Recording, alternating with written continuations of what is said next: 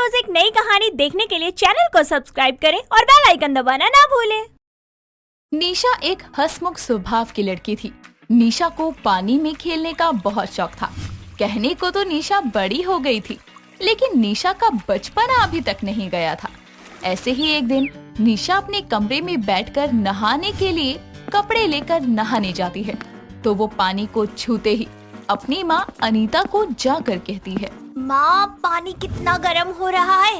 इतने गर्म पानी से नहाना तो दूर, मैं इसे छू तक नहीं सकती। मोटर चला दो ना। हाँ, अब तू अनोखी आई है ना, जो मैं तेरे लिए मोटर चालू करूँ। मैंने भी इसी पानी से नहाया है, तो तू भी इसी से नहा। लेकिन ये कितना गर्म है। वैसे ही इतनी गर्मी है, ऊपर से गर्म पानी से नहा लूं। इससे अच्छा तो मैं नहाऊं ही ना। मर्जी तेरी है, नहाना है तो नहा, नहीं नहाना तो मत नहा। लेकिन मोटर तो नहीं चलेगी, क्योंकि टंकी भरी हुई है। नहीं ना माँ, क्यों गर्मियों में और गर्म कर रही हो। चला दो ना मोटर 5 मिनट। इतनी ही गर्मी लग रही है तो जाकर फ्रिज के पानी से नहा ले, तब ठीक रहेगी। आइडिया अच्छा है, मैं अभी जाती हूँ नहाने। बस बोलती रहे, फ्रिज के पानी से नहाएगी तब पता चलेगा इसे। निशा किचन में जाती है और फ्रिज की सारी बोतल खाली कर देती है और बर्फ भी निकाल लेती है और उससे नहा लेती है। थोड़ी देर बाद अनीता किचन में जाती है तो उसे पानी की एक भी बोतल नहीं मिलती।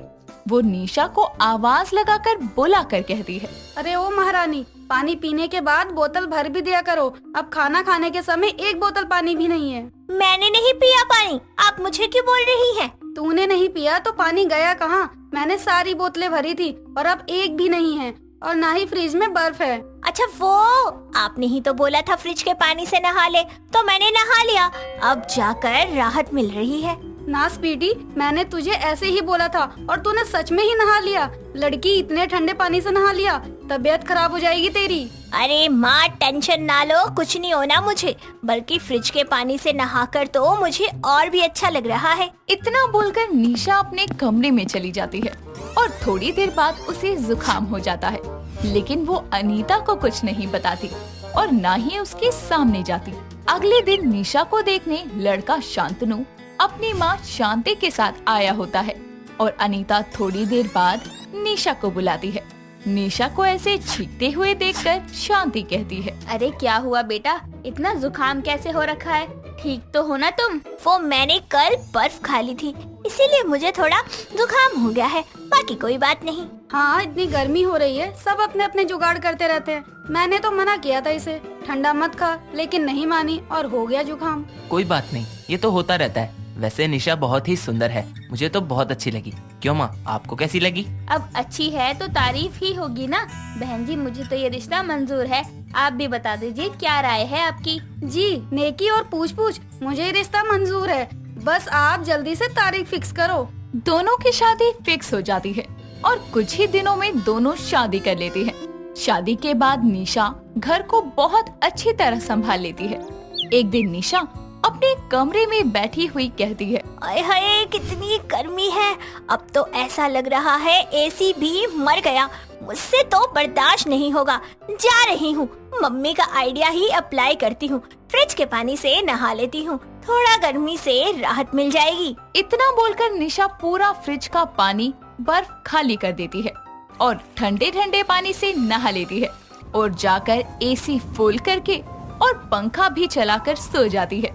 निशा जब थोड़ी देर बाद सो कर उठती है तो उसकी नाक पूरी लाल हो रखी थी और गला भी बुरी तरह जाम हो गया था। और ऐसी हालत में वो शांतनु और शांति के पास जाती है और इशारा करते हुए बोलती है। जब दोनों को कुछ समझ नहीं आता तो शांतनु कहता है, अरे बोल क्या रही हो, कुछ समझ नहीं आ रहा। और तुम ये क्या गेम खेल रही हो हमारे साथ? बहू, ये तेरी नाक इतनी लाल की हो रखी है? कहीं जैसे तूने अपने मायके में बर्फ खा ली थी और जुकाम हो गया था, वैसे ही यहाँ पर भी तो नहीं किया ना तूने? निशा सर हिलाते हुए हाँ में जवाब देती है और एक पेन पेपर पर लिखकर सब बताती है। ये सब पढ़कर शांति बोलती है, तुझे अकल है भी, या वो भी फ्रिज में ही रख दी ठंडी होने के लिए? फ्रिज के पानी से कौन नहाता है? जा जल्दी से गर्म पानी से भाप ले और काढ़ा पी। चलो, मैं तुम्हारी मदद कर देता हूँ। शांति की बात सुनकर निशा जाकर भाप लेती है और काढ़ा पीती है और उसका जुकाम कुछ हद तक ठीक हो जाता है। वो ठीक महसूस करती है और जब वो बोलने लगती है, माँ जी, मैंने तो बस थोड़ा सा पानी लिया था, बस इसीलिए ही हो गया, शायद और कोई बात तो नहीं है। ठीक है, लेकिन आगे से ध्यान रखिए क्योंकि ज्यादा ठंडे पानी से निमोनिया भी हो सकता है। ठीक है माँ जी, आगे से ध्यान रखूंगी। तुमने तो डरा ही दिया था, अचानक से ऐसे कैसे तुम्हारी आवाज चली गई? मैं तो घबरा ही गया था। अब मैं ठीक हूँ, आप टेंशन मत लो। इतना बोलकर सब खाना खाने लग जाते हैं और फिर सोने चले जाते हैं। लेकिन निशा को ठंडे पानी से नहाने के बाद जुकाम तो ठीक कैसे करना है ये पता चल जाता है। अब निशा यही करती, वो फ्रिज के ठंडे पानी से नहा लेती और फिर भाप और काढ़ा पीकर कई दिनों तक ऐसे ही काम चलाती और निशा को ठंडे पानी से नहाने की आदत लग जाती है। जैसे जैसे दिन गुजरते गए धीरे धीरे मौसम भी ठंडा होने लगा और फिर एक दिन ठंडा मौसम होने के बावजूद निशा फ्रिज के चिल्ड पानी से नहा लेती है और एसी पंखे में सो जाती है। उसके बाद वो कई देर तक जब नहीं जागती तो शांति उसके कमरे में जाकर कहती है, अरे ओ बहू रानी, अब क्या उठना नहीं है? सोती ही रहेगी? चल उठ जा, बहुत देर हो गई, घर का काम भी करना है। काफी देर तक जब वो उसे जगाती रहती है और निशा नहीं उठती तो शांति घबरा जाती है और उसे हॉस्पिटल लेकर जाती है।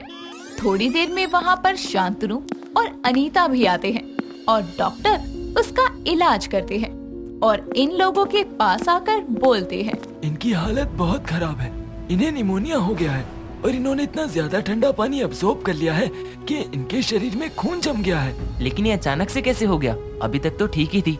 कोई और भी प्रॉब्लम है क्या? ये अचानक से नहीं है, शायद ये रोज रोज ठंडे पानी से नहाती होंगी, दिन में 1-2 बार, या फिर इन्होंने बर्फ खाई होगी बहुत सारी, वो भी रोज रोज। हे भगवान, ये क्या हो गया? मैंने इसे कितना मना किया था कि ये फ्रिज के पानी से ना नहाए, लेकिन इसने मेरी नहीं सुनी। डॉक्टर, ये ठीक तो हो जाएगी ना? अभी कुछ कहा नहीं जा सकता, इन्हें आईसीयू में ही रखना है, पहले पूरा इलाज होगा तो ही कुछ बोल सकते हैं हम। इतना बोलकर डॉक्टर निशा का इलाज करने लगते हैं और इलाज होने के कई दिनों बाद निशा थोड़ी बहुत ठीक होने लगती है और जब वो ठीक महसूस करती है तो सबसे माफी मांगकर कहती है, मुझे माफ कर दो, मैंने अपने बचपने में आकर आप सबको बहुत तकलीफ दी। मुझे समझ आ गया है, ठंडे पानी से दिन में 1 बार नहाना अच्छी बात है, लेकिन ऐसे फ्रिज के पानी से नहाना बहुत गलत बात है। बेटा, हम तो तुझे यही समझा रहे थे इतने समय से, लेकिन तुझे तो समझ ही नहीं आती, अलग ही गर्मी लगती है ना। अब देख लिया ठंडे पानी से नहाने का नतीजा। हाँ बेटा, हम तुझे तेरे भले के लिए ही समझाते हैं। वो सब तो ठीक है, लेकिन हम लोग तुम्हें ऐसे माफ नहीं कर सकते। तुम्हारी वजह से हम सबको इतनी परेशानी हुई है, तो तुम्हें प्रॉमिस करना पड़ेगा कि आगे से कभी ऐसा कुछ नहीं होगा। आई प्रॉमिस, अब से मैं ऐसा कुछ नहीं करूँगी। निशा को अपनी गलती समझ में आती है और वो सबसे माफी भी मांगती है और आगे कभी फ्रिज के पानी से नहीं नहाती और सबके साथ खुशी खुशी रहती है। परी अपने पति आरव के साथ दिल्ली में रहा करती थी। परी को मैगी खाना और सबको बनाकर खिलाना बहुत ही ज्यादा पसंद था। ऐसे ही एक दिन बाहर बहुत जोर से बारिश हो रही होती है। तभी परी अपनी सास संचिता देवी से कहती है, माँ जी, क्या बनाऊं? बरसात का मौसम है, कुछ अच्छा खाने का मन कर रहा है। अरे बहू, पकोड़े बना लेना, मेरा तो यही खाने का मन कर रहा है। नहीं माँ जी, मैं मैगी बना लेती हूँ, मस्त मसाला डाल के। नहीं, मुझे कुछ नहीं पता, मुझे पकोड़े खाने का मन है तो तू यही बना। आइडिया, अभी बना कर लाती हूँ पकोड़े, वो भी एकदम नए स्टाइल में। परी रसोई में जाती है और 2 पैकेट मैगी लेती है और उसे उबाल लेती है, जिसके बाद वो उसे बेसन के घोल में मिलाकर गर्मा गर्म पकोड़े बनाती है और मसाले वाली चाय के साथ में अपनी सास को सर्व करती है। संचिता जल्दी से पकोड़ा उठाकर अपने मुंह में डालती है और स्वाद लेते हुए कहती है, बहू, मजा आ गया पकोड़े खाकर, मगर किस चीज के पकोड़े बनाए हैं तूने? स्वाद तो कुछ अलग सा लग रहा है इसका। माँ जी, मैंने मैगी के पकोड़े बनाए हैं। हे भगवान, सारा दिन मैगी में ही डूबी रह तू, मगर इन पकोड़े का टेस्ट काफी अच्छा लग रहा है, मजा आ गया खाकर। हाँ जी माँ जी, तभी तो बनाए हैं। मगर इतना भी क्या किसी चीज का दीवाना होना, ये सब अच्छी बात नहीं है बहू। माँ जी, आपको मैगी पसंद नहीं है ना, इसीलिए बोल रही हैं आप ऐसे। ऐसे ही वक्त बीतता जाता है। आए दिन दोनों सास बहू में मैगी को लेकर बहस होने लगती है और एक दिन आरव अपने ऑफिस में अपने सभी दोस्तों के साथ लंच कर रहा होता है। तभी उसमें से उसका एक दोस्त बोलता है, यार तेरी वाइफ है बड़ी कमाल की, मैगी का कुछ भी बना देती है और तुझे मन मार कर खाना ही पड़ता है। साले तेरी शादी नहीं हुई ना, तभी ऐसे बकवास कर रहा है। हाँ यार, मैं आरव की दिक्कत को समझ सकता हूँ। अगर वाइफ की पसंद को नापसंद कर दो तो बवाल ही हो जाता है। अरे यार मैं समझता हूँ ये बात, बीवी नहीं है तो क्या हुआ, जीएफ तो है, नाक में दम करके रख देती है। सभी लोग ऐसे ही बातें करते हैं और शाम को आरव घर पहुंचता है। वहीं रात के डिनर में भी परी ने फिर से मैगी की सब्जी बनाई होती है। संचिता और आरव बुरा सा मुंह बनाकर खाना खाते हैं और अपने कमरे में चले जाते हैं। इसी तरह कुछ समय बीत जाता है। आरव का जन्मदिन आता है। परी सारा अरेंजमेंट बहुत ही अच्छे से कर देती है। आरव केक कट करने के लिए अच्छे से तैयार होकर खड़ा होता है कि तभी साइड में उसकी माँ केक लेकर आ रही होती है और दूसरी साइड से परी मैगी का केक बनाकर लाती है और परी आरव से कहती है, सुनिए जी, आप मेरा बनाया हुआ ही केक कट करेंगे। ओ महारानी, तेरा बनाया हुआ केक खाकर मेरे बेटे का पेट खराब हो जाएगा।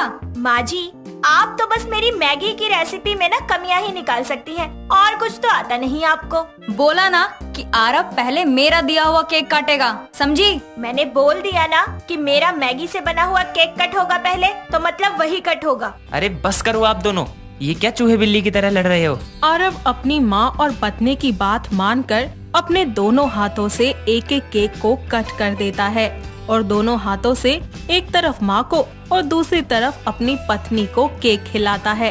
हंसी खुशी सभी लोग पार्टी को एंजॉय करते हैं। इसी तरह अगली सुबह परी आरव का लंच बना रही होती है कि तभी उसके मन में एक अच्छा सा ख्याल आता है। तो वो सोचती है, जब मुझे मैगी की इतनी सारी वैरायटी बनानी आती है तो क्यों ना मैं अपना मैगी का एक छोटा सा बिजनेस शुरू कर लूं। प्लेन मैगी तो सबको पसंद नहीं होती, जब मैं अलग अलग डिशेस बना के सेल करूंगी तो मेरा होटल अच्छा चलेगा। खाना बनाने के बाद वो अपनी सास के पास जाती है और उनको इस बिजनेस के बारे में सब बताती है। तभी उसकी सास उससे कहती है, अरे कोई जरूरत नहीं है ये उल्टे पुल्टे काम करने की, हम तो वैसे भी परेशान हैं, बाकियों को भी परेशान करने लगेगी। माँ जी, उल्टे काम है ये। अच्छा चलो एक बात बताओ, आज तक मैंने मैगी की जितनी भी रेसिपी बनाई है, क्या उनमें टेस्ट नहीं था? हाँ हाँ, टेस्ट होता है, मगर इसका मतलब ये नहीं कि हमेशा वही चीज खाते रहें। और अब महारानी को मैगी का स्टॉल खोलना है। हाँ माँ जी, मैं तो होटल खोल के ही रहूंगी, चाहे आप साथ दो या ना दो। और देखना, जिस दिन मेरा होटल फेमस हो गया ना, आपको उसके आसपास भी नहीं भटकने दूंगी। दोनों सास बहू स्टॉल खोलने को लेकर बहस करने लगती हैं।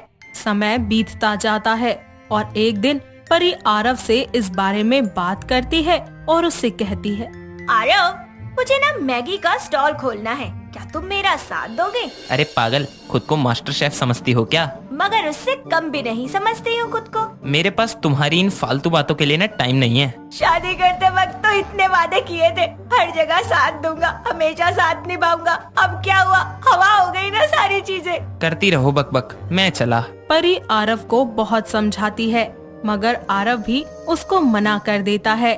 परी बहुत उदास हो जाती है तो वो खुद से बोलती है, कोई मेरा साथ नहीं दे रहा, मगर मैं अपना मैगी का स्टॉल खोल कर ही रहूंगी। और जब मेरा स्टॉल एक होटल में तब्दील हो जाएगा ना, तब समझ आएगा इनको कि मैं कितनी बड़ी मास्टर शेफ हूँ, मास्टर शेफ। ऐसे ही समय बीतता जाता है और परी मैगी का स्टॉल खोलने का ठान ही लेती है और कुछ ही समय के बाद वो एक छोटा सा मैगी का स्टॉल खोल लेती है, जहाँ वो मैगी की बहुत सारी वैरायटीज बनाती है, जैसे कि मैगी के समोसे, Maggi roll, Maggi paratha, Maggi sandwich आदि। धीरे धीरे उसका स्टॉल चलने लगता है। बूढ़े से लेकर जवान तक हर आदमी उसके स्टॉल के सामने आकर खड़ा हो जाता है। ऐसे ही एक दिन उसकी तरक्की देखकर उसकी पड़ोस की एक औरत उसके घर जाकर उसकी सास संचिता से कहती है, वाह संचिता बहन, तुम्हारी बहू का तो बहुत नाम हो गया। अब तो गली मोहल्ले में सब उसको मैगी वाली बहू कहने लगे हैं। तो बहू किसकी है ये बता। हाँ हाँ तेरी है, मगर लक्षण तो तेरे जैसे नहीं हैं। अच्छा, तो मेरे घर में आके मेरे लिए ही बोल रही है तू। अरे तो चल बाहर भी बोल देती हूँ। अरे जाना तू। और रही बात मेरी बहू की, तो तू एक काम कर, पहले अपनी बहू के ऊपर नजर रख, जिसे कुछ आता ही नहीं। हाँ, एक तो तारीफ करी, ऊपर से मुझे ही सुना रही है। संचिता को अपनी पड़ोसन पर गुस्सा आ जाता है तो वो उसे घर से निकाल देती है। ऐसे ही समय बीतता जाता है। संचिता आरव दोनों एक दूसरे से बातें कर रहे होते हैं। तभी उन्हें अपनी गलती का एहसास होता है तो आरव अपनी माँ से कहता है, माँ, हमने कितना बुरा किया ना। एक ही परिवार के होकर भी परी का साथ नहीं दिया हमने। हाँ बेटा, तू बिल्कुल सही बोल रहा है। हमने बहू के साथ बहुत गलत किया। मैं तो कहती हूँ कि चल के माफी मांग लेते हैं बहू से। हाँ माँ, बहुत शर्मिंदगी महसूस हो रही है, लेकिन तब भी उसे माफी तो मांगनी पड़ेगी ना। संचिता और आरव दोनों ही परी के पास जाकर उससे अपनी गलती के लिए माफी मांगते हैं। साथ ही परी उन्हें माफ करके अपने बिजनेस को और भी आगे बढ़ाने लगती है, जिसमें संचिता भी उसका पूरा हाथ बटाती है। इसी के साथ वो सभी लोग एक साथ मिलकर खुशी खुशी रहने लगते हैं। राखी अपने कॉलेज के इवेंट में जाने के लिए तैयार हो चुकी होती है और अपनी मम्मी हेमा को अपनी ड्रेस दिखाने के लिए जाकर उनके सामने कहती है, मम्मी, मेरी ड्रेस देखो ना, आज मेरा इवेंट है। मैं बहुत नर्वस हो रही हूँ। मैं अच्छी तो दिख रही हूँ ना? अरे मेरी गुड़िया, तू बहुत अच्छी लग रही है, घबरा मत, सब ठीक हो जाएगा। जैसे ही वो एक कदम आगे बढ़ाती है तो उसके पेट में बहुत तेज दर्द होने लगता है। वो दर्द से करहाते हुए हल्का चक्कर खाकर वहीं गिर जाती है, जिसके बाद हेमा उसे संभाल कर उठाती है और उसके बेड पर लिटा देती है।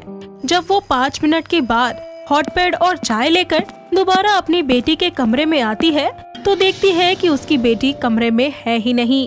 जैसे ही वो उसे आवाज लगाती है तो राखी वॉशरूम से निकलकर आ जाती है। साथ ही उसकी उदासी को देखकर हेमा कहती है, पीरियड्स हो गए ना तुझे? हाँ मम्मी, मेरे पेट में बहुत दर्द हो रहा है, मुझसे बर्दाश्त नहीं हो रहा। राखी के इतना कहते ही उसके फोन पर कॉलेज में से मैसेज आता है कि आज का इवेंट 2 दिन के लिए पोस्टपोन हो गया है। ऐसे ही 2 दिन बीत जाते हैं, लेकिन राखी के पेट का दर्द कम ही नहीं होता। साथ ही उसकी कमर में भी काफी दर्द रहता है। और 2 दिन के बाद राखी का इवेंट होता है। राखी को कुछ समझ ही नहीं आता। ऐसे में वो डॉक्टर के पास जाती है, जहां डॉक्टर उसे पेन किलर देती है और राखी कॉलेज पहुंचकर उस पेन किलर को खा लेती है, जिससे मिनटों में उसको कुछ आराम मिल जाता है और फिर वो अपना परफॉर्मेंस अच्छे से दे देती है, जिसके बाद उसे विनर घोषित किया जाता है। और घर लौटकर वो अपनी मम्मी को ट्रॉफी दिखाते हुए कहती है, मम्मी देखो, मैं फर्स्ट आई हूँ। शाबाश मेरे लाडो, सुबह तुझे कितना दर्द था, फिर भी तू परफॉर्मेंस करके ट्रॉफी ले आई। अरे कहाँ मम्मी, मुझे तो बहुत दर्द हो रहा था, बस फिर मुझे कुछ समझ नहीं आया तो मैं डॉक्टर के पास चली गई। उन्होंने मुझे दवाई दी और मेरा दर्द छूमंतर हो गया। बेटा, ये बहुत गलत बात है। ये हमारे शरीर के लिए बहुत ज्यादा नुकसानदायक होती है। ऐसी पेन किलर का असर सीधा हमारे गर्भाशय पर होता है, जो आगे जाके प्रेगनेंसी में बहुत दिक्कत करता है। ऐसे ही वक्त बीतता जाता है। राखी को फिर से पीरियड्स का पेन होता है और वो अपना दर्द बर्दाश्त नहीं कर पाती, जिसकी वजह से वो एक गोली निकालकर खाने ही वाली होती है कि तभी उसको उसकी मम्मी की बात याद आती है।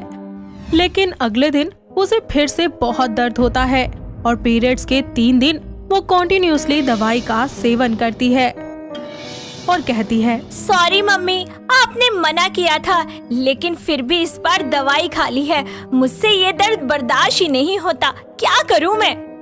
पेन किलर खाने के बाद राखी बहुत आराम महसूस करती है और वो रेस्ट भी कर लेती है। अगले दिन राखी का पेन कम होता है और वो शॉपिंग से वापस लौट ही रही होती है कि एक वैन आती है और उसका मुंह बंद करवाकर उसे अंदर बिठा देती है। तभी उनमें से एक लड़का कहता है, आज तू बचेगी नहीं, अब तुझे यहाँ से लेकर जाऊंगा, देख तेरे साथ क्या क्या करता हूँ। छोड़ो छोड़ो, मुझे यहाँ क्यों लाया? काटने के लिए लाया हूँ। काटने? प्लीज मुझे छोड़ दो, मैंने तुम्हारा क्या बिगाड़ा है? इतना कहते ही वो लड़का अपना मास्क हटा देता है और उसी के साथ वो दोनों लड़के भी। ऐसे में वो लोग उसके सामने केक रखकर और पार्टी पॉपर्स ब्लास्ट करते हुए बोलते हैं, अरे केक नहीं काटना क्या? Happy birthday to you Rakhi, happy birthday to you. Gaurav, तुम यहाँ? इसका मतलब तुम मुझे परेशान कर रहे थे। तुम्हारी तो अब आया ना मजा। यार ऐसे कौन मारता है? मैं तो तुझे सरप्राइज दे रहा था। सरप्राइज माय फुट, ऐसे कौन करता है यार? तुम्हें पता भी है मैं कितना डर गई थी, नमूने कहीं के। अच्छा छोड़ वो सब, अब केक काटते हैं। अच्छा, तो तुम्हें मेरा बर्थडे याद था? हाँ स्वीटू। इसके बाद वो सभी के साथ केक कट करती है, जिसके बाद गौरव उसे सरप्राइज कैंडल लाइट डिनर पर ले जाता है। दोनों साथ में डिनर करते हैं। तभी राखी को हल्का हल्का पेन शुरू हो जाता है और वो उदास होती है। ऐसे में उसे उदास देखकर गौरव बोलता है, क्या हुआ तुम्हें? अभी तो इतनी खुश थी, अचानक ऐसे सैड सैड क्यों हो गई? एक्चुअली मुझे बहुत दर्द हो रहा है। पीरियड से मैं 3 दिन से ऐसे ही तड़प रही हूँ। अरे तो मुझे क्यों नहीं बताया तुमने? और सुनो, तुम ये नहीं खाओगी, तुम्हें नुकसान करेगी। रुको, मैं कुछ और ऑर्डर करता हूँ। वेटर सुनो, एक वेजिटेबल सूप लेके आओ। Okay sir. गौरव, तुम सच में बहुत अच्छे हो, मेरा कितना ख्याल रखते हो। तुम्हारी ऐसे टाइम में केयर नहीं करूँगा तो कब करूँगा? मैं जानता हूँ तुम्हें कितना पेन हो रहा होगा, शायद मेरी केयर करने से तुम्हारा पेन थोड़ा कम हो जाए। तुम हमेशा ही ऐसे मेरा साथ दोगे तो मैं तो फॉरएवर ही चंगी रहूंगी। I love you Gaurav. I love you too स्वीटू। दोनों बातें कर ही रहे होते हैं कि तभी वेटर सूप लेकर आता है और उसे पीने के बाद राखी को बहुत कंफर्टेबल महसूस होता है। कुछ समय गुजर जाता है। दोनों एक दूसरे के साथ टाइम स्पेंड करते हैं और साथ ही अपने घर वालों को अपने इस रिश्ते के बारे में बताकर शादी करने की अनुमति ले लेते हैं। अगले हफ्ते ही दोनों की बहुत ही धूमधाम से शादी हो जाती है। राखी घर की सारी जिम्मेदारियां अच्छे से संभाल लेती है।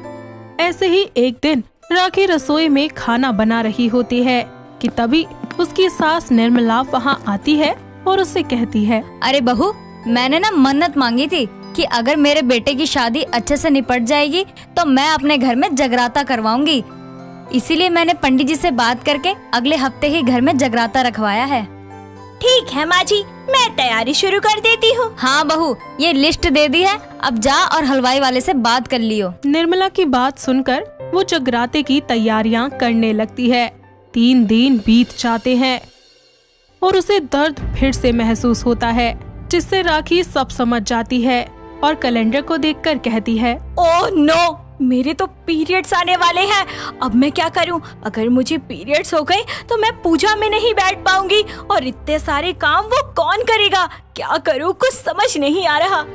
राखी अपनी ये बात अपने बेस्ट फ्रेंड को बताती है और वो उसे पीरियड्स गैप करने की पिल्स के बारे में सब बता देती है, जिसे खाने के बाद कुछ दिन के लिए पीरियड्स स्किप हो जाते हैं और वो अच्छे से जगराते के फंक्शन को अटेंड भी कर पाती है। तभी अगले दिन वो अपनी फ्रेंड को कॉल करके कहती है, थैंक यू सो मच यार, तेरी वजह से तो मेरी सारी टेंशन ही खत्म हो गई। वक्त गुजरता जाता है। राखी अक्सर इसी तरीके से पीरियड स्किप करने की पिल्स को लेकर गैप देना शुरू कर देती है। इसी तरह 3 साल बीत जाते हैं, पर अभी तक राखी को बच्चा नहीं हो पाया था। ऐसे में उसकी सास उसे ताने मारते हुए कहती है, अरे नास पीटी करमजली, कितना टाइम हो गया तेरी शादी को? अरे मुझे पोते पोतियों का सुख देगी भी या नहीं? और कितना टाइम लगेगा? तुम दोनों कोशिश तो करते हो ना, या वो भी नहीं करते? माँ जी, पता नहीं क्यों नहीं हो रहा, हम कोशिश तो कर रहे हैं। अपनी सास के तानों से परेशान होकर राखी गौरव के साथ डॉक्टर के पास चेकअप के लिए जाती है, जहाँ उसके सारे टेस्ट करने के बाद डॉक्टर कहती हैं, Mrs rakhi, I am sorry, but आपके इंटरनल एरिया में इन्फेक्शन हो गया है, जिस वजह से आप बेबी कंसीव नहीं कर पाएंगी। पर डॉक्टर, ऐसा क्यों हो रहा है? क्योंकि आपने शादी से पहले और बाद में भी पीरियड्स को लेकर उसको रोकने या उसके दर्द को बंद करने के लिए काफी मात्रा में ऐसी पिल्स ली हैं, जिसकी वजह से ऐसा हो रहा है। जितना जल्दी हो सके आप इसका इलाज करवा लीजिए तो बेहतर होगा। हो सकता है इलाज के बाद आप माँ भी बन सकें। डॉक्टर की बात सुनकर राखी बुरी तरह से टूट जाती है और फिर कहती है, क्यों? आखिर मेरे साथ ही ऐसा क्यों हुआ? मैंने किसी का क्या बिगाड़ा था जो मुझे ये खुशी नहीं मिली? मम्मी सही कहती थी, मुझे पेन किलर नहीं खानी चाहिए, लेकिन मैंने उनकी एक नहीं सुनी। उस दर्द से तो ये दर्द कहीं बुरा है। मैं इस दर्द का क्या करूं? राखी, संभालो अपने आप को, अब कुछ नहीं हो सकता। तुम बहुत स्ट्रॉन्ग हो, तुम्हें अपना बहुत ख्याल रखना है। सुना नहीं डॉक्टर से? रो मत, अब सब ठीक हो जाएगा। कुछ वक्त में दोनों वापस घर आ जाते हैं और काफी समय तक राखी का इलाज चलने के बाद वो पूरी तरह से ठीक हो जाती है। और ऐसे ही एक दिन उसे पता चलता है कि वो माँ बनने वाली है। पूरे 9 महीने बीत जाते हैं और वो एक बहुत ही प्यारी सी बेटी को जन्म देती है और फिर सभी मिलकर एक दूसरे के साथ खुशी खुशी रहने लगते हैं। दोस्तों, अगर आपको ये कहानी पसंद आई तो इसे लाइक करें, शेयर करें और कमेंट करके बताएं कि कहानी में आपको सबसे अच्छा क्या लगा।